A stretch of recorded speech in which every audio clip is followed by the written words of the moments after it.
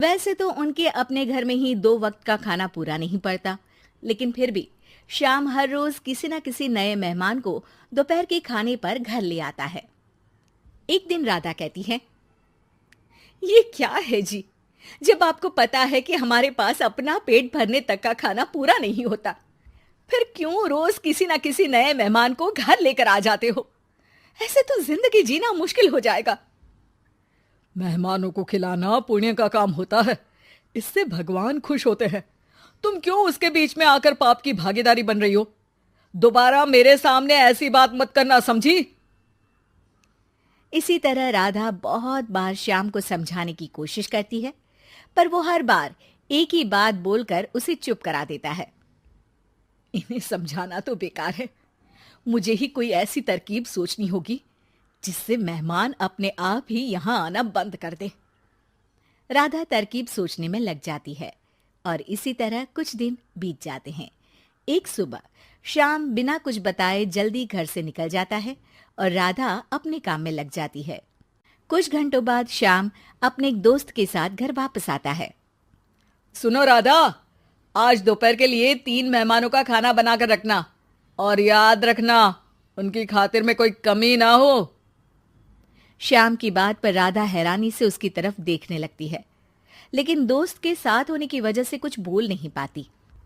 घर में तो ठीक तरह से 2 लोगों के खाने लायक तक दाल चावल नहीं है, और इन्हें मेहमान बुलाने हैं। बस अपना अपना बोलते हैं, दूसरे की तो कभी सुननी ही नहीं है। क्या करूं मैं? राधा क्या करूं क्या नहीं की उलझन में फंसी ही होती है कि उसके दिमाग में एक तरकीब आती है, जिस पर वो श्याम और उसके दोस्त के घर से बाहर जाते ही रसोई में से सिलबट्टा निकाल कर लाती है। अब मुझे मेरे ये साथी ही इस मुश्किल से बाहर निकालेंगे। राधा सिलबट्टे पर रोली, चावल और हल्दी डालकर उसे मेहमानों के बैठने की जगह पर ले जाकर रख देती है। कुछ ही देर में वो तीनों मेहमान भी घर पहुंच जाते हैं। आइए जी, पधारिए, हमें आपका ही इंतजार था। जी शुक्रिया। श्याम भाई कहाँ हैं? वो ना बस आते ही होंगे, तब तक आप बैठिए ना। जैसे ही वो तीनों अपनी जगह पर बैठते हैं तो सामने पूजा किए सिलबट्टे को रखा देख असमंजस में पड़ जाते हैं। और बहन, ये सिलबट्टे की पूजा कर इसे यहाँ क्यों रखा है? क्या ये आपके यहाँ का कोई रिवाज है? अरे नहीं नहीं, वो तो मेरे पति की मन्नत है, इसलिए पूजा की है। हैं? सिलबट्टे पर कैसी मन्नत?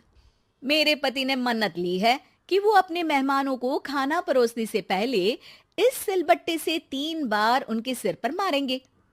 राधा की ये बात सुन तीनों मेहमानों के चेहरों की हवाइयां उड़ जाती है, जिसे देख राधा मन ही मन हंसती हुई उन्हें दिलासा देते हुए कहती है, अरे आप लोग फिक्र मत कीजिए, ज्यादा तेज नहीं मारेंगे, बस 3 बार जरा सी थपकी। और ये सुनते ही तीनों मेहमान डर से कांपते हुए तुरंत अपनी जगह से उठ खड़े होते हैं। अरे अरे, आप सब उठ क्यों गए? मेरे पति बस आते ही होंगे, फिर सब साथ में खाना खाइएगा। अरे जी नहीं, हमें कुछ नहीं खाना।